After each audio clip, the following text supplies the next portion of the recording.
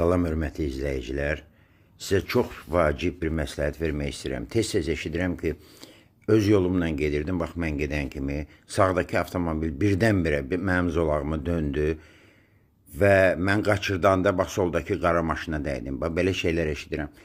Bunun üçün nə etmək lazımdır? Təhlükəsizlik pəncərəsi saxlamaq lazımdır və bunun indi nə olduğunu sizə izah edəcəm.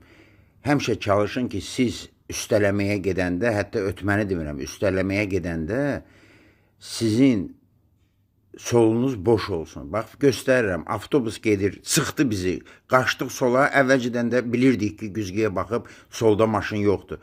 Ondan sonra qayıtdıq. Çünki avtobus bizi vursa, bizim həyatımız itə bilər. Baba, qaçırıq sola, tutaq ki, sıxdı bizi. Ondan sonra qayıdırıq geriyə.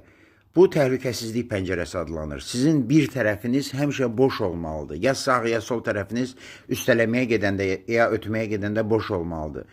Əfsus ki, çox adamlar bu barədə fikirləşmirlər. Yəqin ki, bu videodan sonra çoxları bu barədə fikirləşər.